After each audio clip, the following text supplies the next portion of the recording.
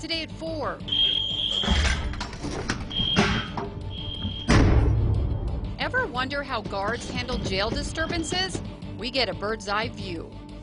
Also, why a man who was the focus of a massive manhunt in the 90s, who pulled off a daring escape, is back in court and back in the news. And it was the big talk heading into the legislative session, so why has no action been taken on pot legalization? Local reporting you can trust. You're watching KRQE News 13 at 4. Good afternoon. Time is running out for the push to legalize recreational marijuana. It is being heard in its second Senate committee, but with only 8 days left, it still has a long way to go. News 13's Rachel Knapp is live at the Roundhouse with more. Kim, we expect lawmakers to spend a lot of time debating this controversial bill, and with the clock ticking to get it through both chambers, some lawmakers are doubtful. Legalizing marijuana is way too big of a bill and issue that impacts all of New Mexico society to do in 8 days. The governor has completely mishandled this issue. There was an opportunity last year to try to do a bipartisan, bicameral effort, but the governor really has turned this into a political and fundraising effort that I really think has created a lot of tension in this issue and has really sabotaged it. Even if this bill passes its second committee today, there is still a long way to go before it can reach the Senate floor. It still needs to travel through one more committee. Then it would head to the House for a similar process. One of the bill's sponsors is still holding out hope. Very late in the session now, so it's going to be very hard to get it all the way through both houses this late. But every different legislator that we can expose to what we're really trying to do and educate them about why it's so crucial that something be done about this, I think is a step in the right direction. This is one of the governor's key bills that she is trying to push through this session. Also, both sides of this debate say they have research that proves that they should either legalize pot or not. Back to you. Okay, thanks, Rachel. Now, for lawmakers voting on this, it is not light reading. The 173-page bill covers a lot of ground, from how to tax it to how to license it and how many shops each city in New Mexico wants. A measure that would provide money to fix dangerous dams in New Mexico is moving forward in the Roundhouse. A recent study showed New Mexico leads the nation for the number of high-hazard dams, with 97. State lawmakers say we need to act now to prevent tragedy. A Senate committee has approved $100 million to fix dams across the state. The full legislature does still need to approve it. Santa Fe students took their concerns about gun violence to the Roundhouse today. The students staged a die-in at the Rotunda this morning, honoring the children killed in school shootings. They're pushing Senate Bill 5, otherwise known as the Red Flag Bill, allowing law enforcement to petition a court to temporarily take a person's guns if they're deemed a danger to themselves or others. If something were to happen, we're seniors and we're so close to graduating. Everyone looks forward to that, and it's unfortunate to see many lives taken from these accidents. Now, the Senate has already narrowly approved this bill. The full House is expected to debate it later this week. It has faced quite a bit of opposition. Well, the snow is done. The sun will come back out. Here's meteorologist Grant Tosterud. Sun feeling pretty nice today as the clouds started clearing across the metro earlier this morning. We are only sitting at 43 degrees, though today staying very chilly for this time of year. Thankfully, the winds have been relatively light today, too, so it won't make it feel too much colder out there. Plenty of sunshine across most of New Mexico, too. We do have a weak storm system just to our north and a backdoor cold front off into the northeastern part of the state. That'll move in later tonight, and that's going to bring that chance for some spotty snow showers up into parts of the northern mountains and through parts of northeastern New Mexico as we head later into the evening and into early Thursday morning. But temperatures rebounding quickly today versus yesterday across almost all of New Mexico, as much as 20 degrees warmer at this hour compared to the same time on Wednesday. But we're still pretty chilly for this time of year, with temperatures in the mid-30s up in Santa Fe, 50s from Roswell down towards Carlsbad. I'll show you the warmer weather that will continue to move in as we head into this weekend coming up later. Kim? Thanks, Grant. A ranch manager in Taos is recovering after being gored by a bison yesterday. John Painter was flown to UNM Hospital after the incident at Cerro San Cristobal Ranch in Taos County. Painter has been the ranch manager and worked with the animals raised there since the 90s. We're told Painter was out feeding the animals yesterday when there was an accident. Painter was able to call for help, But the snow-packed roads complicated things. A construction company was able to come out with heavy machinery and clear the roads for the ambulance. Painter is also a board member for the El Prado Water and Sanitation District and is well known in the area. Friends tell us he underwent surgery but will have to undergo more. Turns out a man accused of impersonating an officer this weekend to an actual officer was the focus of a massive manhunt back in 1995. 46-year-old Daniel Mitchum was arrested this weekend after allegedly walking up to an undercover officer in downtown Albuquerque and putting his hand on a gun in his waistband, claiming he was with the sheriff's department. Well, Mitchum was the big story in 1995 after he and another prisoner, Sebastian Eccleston, used bed sheets to lower themselves between floors of the old Bernalillo County Detention Center.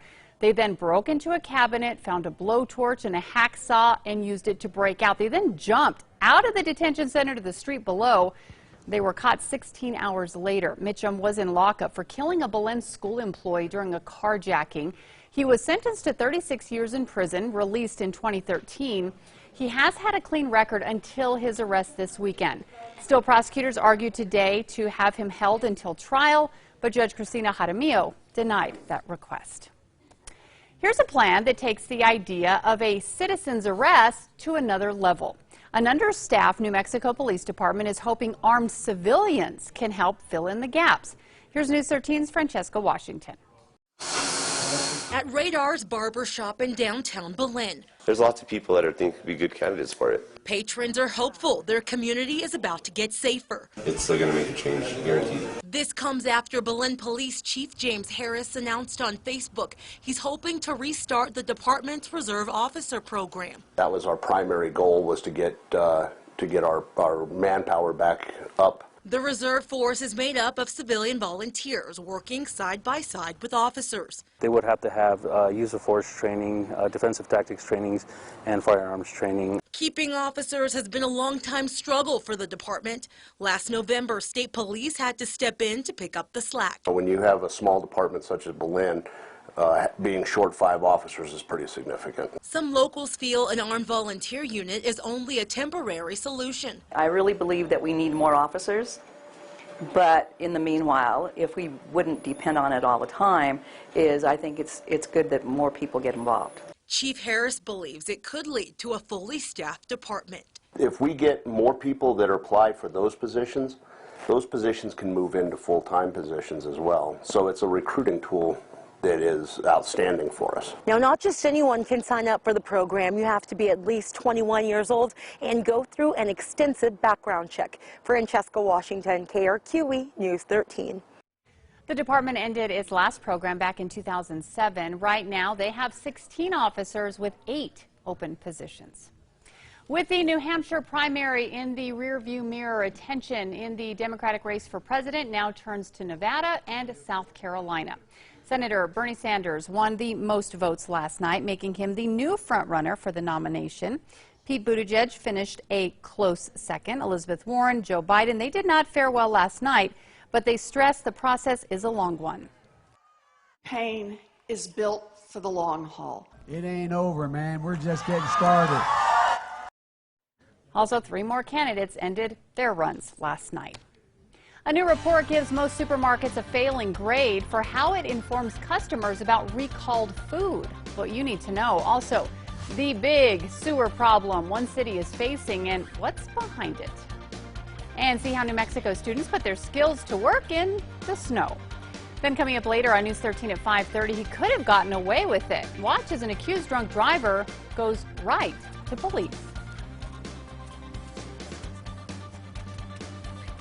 News when you want it, where you want it. Download the KRQE News app today.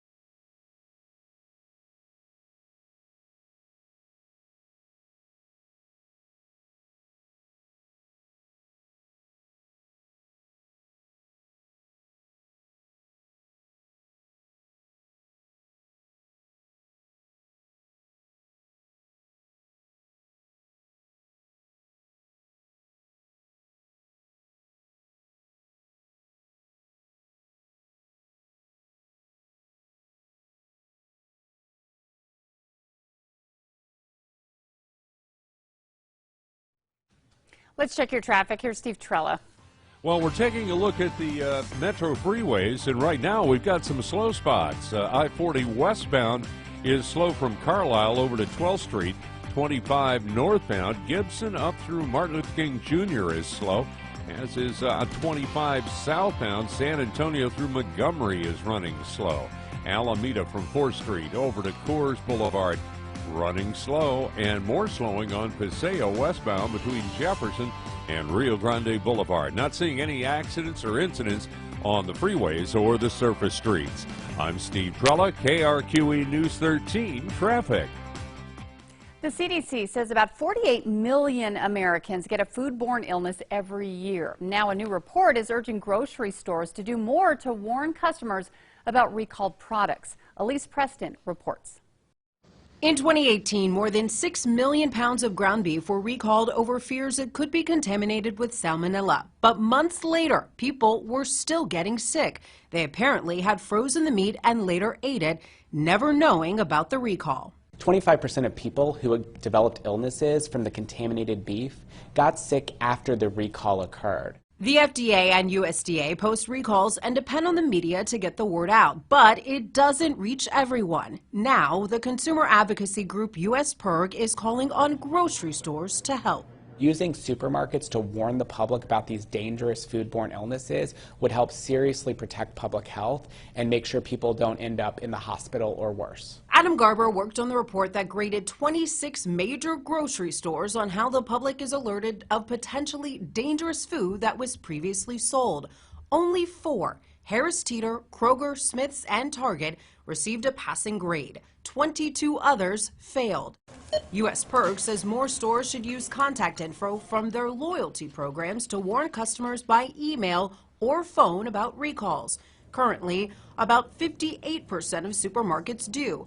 The group also says stores should prominently display signs. They could be at the cash register or in the shelving units or on the door as you enter or exit the store. In a statement, the National Grocers Association says over the past decade, companies have improved upon the recall response time, adding in many instances the product is stopped in the supply chain and never even makes it onto the shelves. USPIRG is also calling on the FDA to enact new rules to make the recall process more effective at warning customers before they get sick. Elise Preston, CBS News, New York. Milwaukee's sewage system is the latest clogged up by so-called flushable wipes. The aftermath? They're showing to people using the wipes, which don't actually break down. That's what's in their pipes. The city's using those pictures to show people how bad the problem is. We can plug up those pumps and we can actually cause physical damage to those pumps, which can cause thousands of dollars worth of damage. They say regular old toilet paper is the best. Students at New Mexico Tech got busy yesterday building a snowman. The students rolled and packed and were able to assemble this roughly 10-foot tall guy. It did take a team effort to move those snowballs because they were quite big. It was so tall. When it was done, they needed ramps and supports to keep it upright. Wow. Might not melt till maybe tomorrow. I know. I'm sure half of it's already gone today. I know. What's that? Sun cracks, man. Our snow melts fast. And we're getting into that time of the year, too. The sun feeling a lot stronger now, too, if you're heading outside.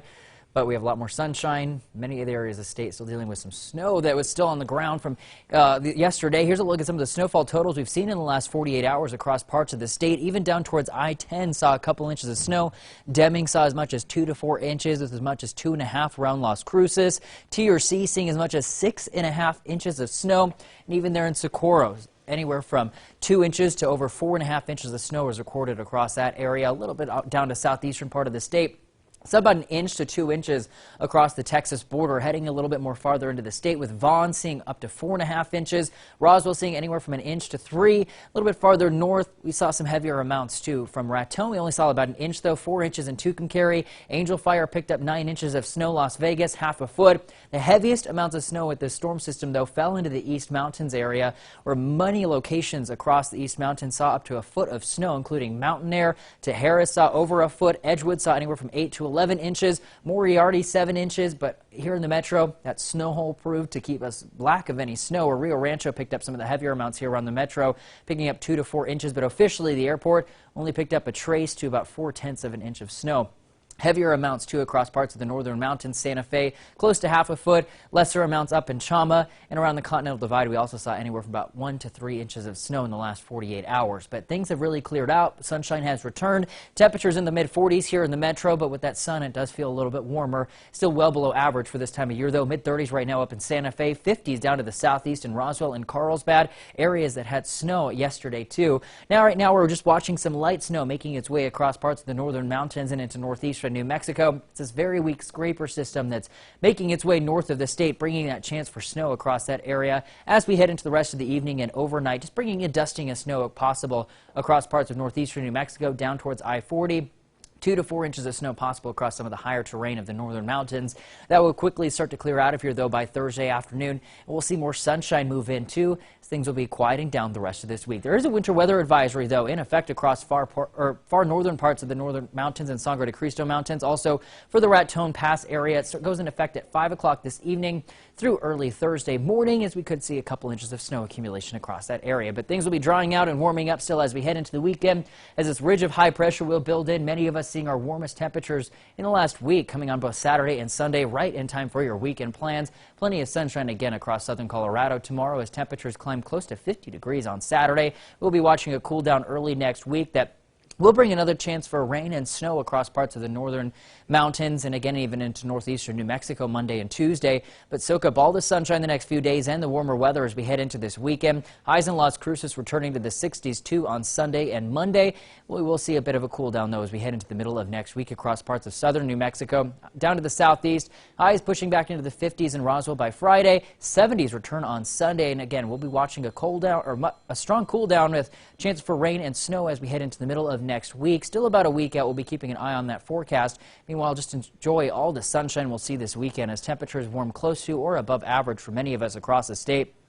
Snow flurries will taper off across the northern mountains, though, as we head into early Thursday morning and by Thursday afternoon. Still going to be a cold start to the day tomorrow for many of us, especially out into the East Mountains. Moriarty could even see temperatures falling below zero thanks to that fresh pack of snow across that area. Here in the metro, another sunny day in store for your Thursday as temperatures keep climbing into this weekend. 60s return on Sunday. Cooler weather and even a chance for rain returns again early next week. Okay, thanks, Grant. Democrats have their ideas about how to combat climate change, but what about the Republicans? More on their new proposal.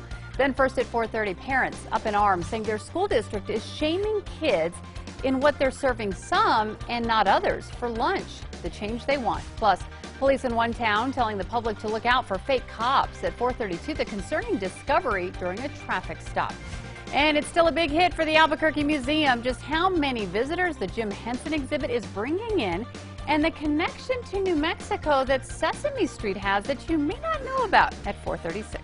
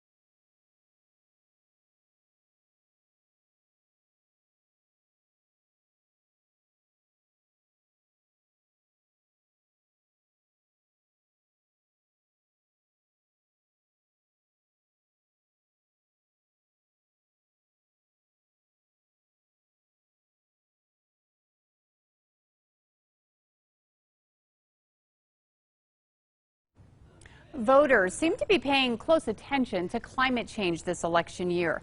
And today, House Republicans unveiled their plan to tackle the problem. Jesse Tenor has a look.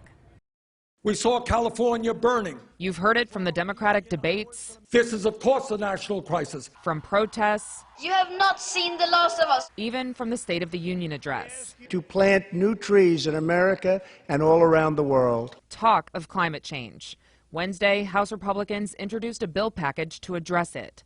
Arkansas Congressman Bruce Westerman put President Trump's words into legislation, the Trillion Trees Act. It actually means 1 trillion trees. I mean, that's the global initiative to plant 1 trillion trees by 2050. Westerman says his bill may sound like a big ask, but it comes with a big reward. It would recapture 2/3 of the carbon released since the Industrial Revolution. There's great power in all these trees working together across the planet. The legislation would also create a tax credit that would encourage businesses to use sustainable materials like wood. Westerman pointed to the natural state, where the University of Arkansas has constructed the 2 largest wooden buildings in the country, and where Walmart plans to build its new corporate headquarters out of wood. We can share with the rest of the world what sustainable forestry is all about and how we can use that to benefit the environment. Even though President Trump sometimes dismisses climate change, this group of House Republicans says their policies can pass this year and get the presidential signature the Democrats' Green New Deal can't. In Washington, I'm Jesse Tenor. The search continues for a missing Mennonite woman in the Four Corners. We get an update on the investigation. But first, a school lunch program under fire. Why parents say what the district is serving some kids is unfair. Also, a disturbance at a New Mexico jail caught on camera. What it took to get the situation under control. And the story behind this now award-winning photograph. Next on News 13, first at 4:30.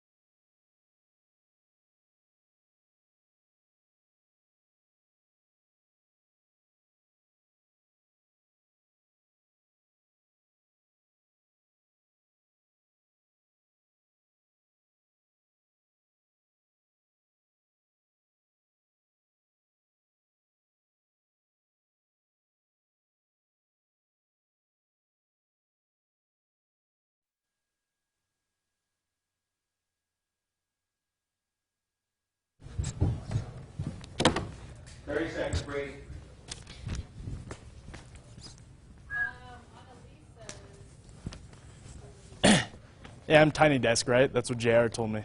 Yeah, you're okay. Okay. Okay, cool.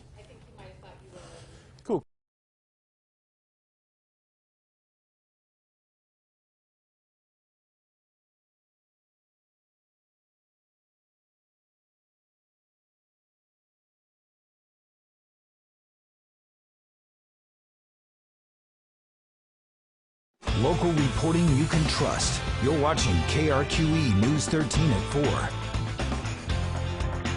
Good afternoon. Another school district is grappling with how to treat students who owe a lunch debt. This comes after parents started a petition that now has more than 1,800 signatures saying the Durango School District's policy is shaming kids. News 13's Annalisa Pardo has the story. Durango School Board President Sherry Bird says district lunch debt has been a problem in recent years, hitting a high of $18,000 in 2018. Today, Bird says the debt is around $3,000. The student is never involved unless their family tells them. We don't contact students and tell them that they owe money, ever. But that changed last April when a school employee put out this sign in one of the middle schools, telling kids to pay bills or get a partial meal. That was against policy. The person was reprimanded and basically punished for that because nobody believes that it's a student's fault that they can't pay for lunch. The policy states that kids with 3 unpaid meals will get a partial meal, which can be a cheese stick and fruit for $1.25. That sparked outrage, prompting district parent Jessica Obleton to start an online petition to end it. Kids should not be humiliated in front of their peers based on the financial status of their parents and whether their parents are able to pay that lunch balance or not. The district admits to giving out partial meals in the past, but not since last April, saying its practice is different than its policy. To which my response has been, well, if it's a policy that is not being enforced, why do we have it? Bird says the official policy is only in place to satisfy federal regulations. The superintendent is now looking into ways to change it. We don't believe in shaming. We will deal with it in other ways, but we don't believe in giving a student a partial lunch. Annalisa Pardo, KRQE News 13. Now, Bird says they should have an answer on whether or not they can change the language in the policy by the next board meeting in 2 weeks. Authorities are now offering a